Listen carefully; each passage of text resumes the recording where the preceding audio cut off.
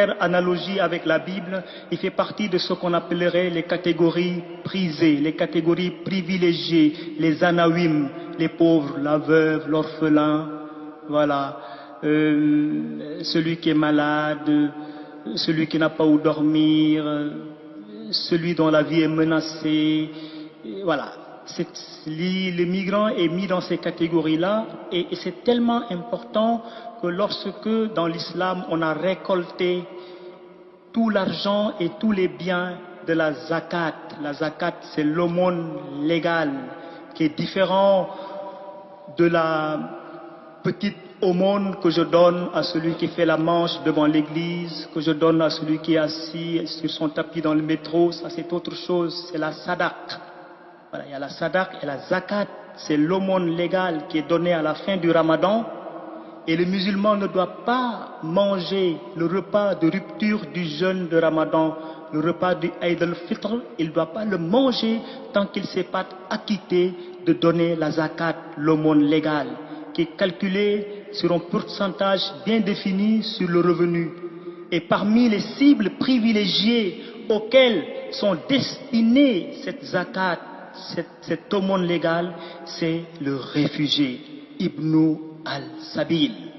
C'est important que nous sachions cela et que nous en prenions conscience et que nous continuions vraiment les efforts que nous faisons, puisque je pense que la première orientation, la première destinée vers laquelle nous nous réfugions, notre premier lieu d'immigration, c'est le Seigneur.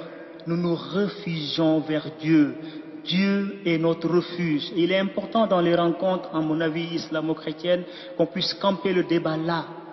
Voilà. Si nous, à mon avis, si nous campons le débat sur la dimension religieuse, spirituelle, la dimension apostolique de la foi, eh bien, nous avons la chance d'échapper à beaucoup de conflits, beaucoup de tensions, qui, à mon avis, font que nous nous décourageons et nous considérons les autres comme un risque, comme un danger, etc. Même si effectivement il y a un peu de cela, il ne faut pas être naïf.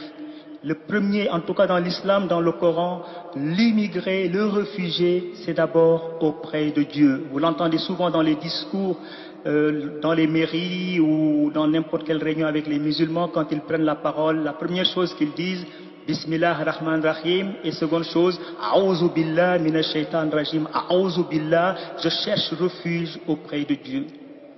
Parce que le plus grand danger, à mon avis, face à un migrant, c'est l'ignorance, c'est de ne pas le connaître.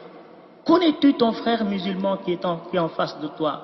Et dire à ton frère musulman, est-ce que tu me connais assez? Faisons connaissance, cela est important. Et faire connaissance est une chose merveilleuse dans le Coran. Dieu va dire, je vous ai fait hommes et femmes, je vous ai créé d'ethnies, de tribus, de langues, de couleurs différentes pour que vous fassiez connaissance.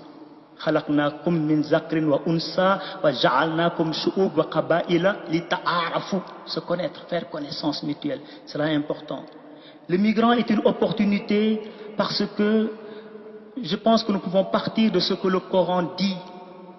Le Coran dit plein de choses qui peuvent être très opportunes pour nous lorsque nous allons en contact avec les musulmans. Le Coran va dire, vous ne devez pas contraindre quelqu'un en matière de religion.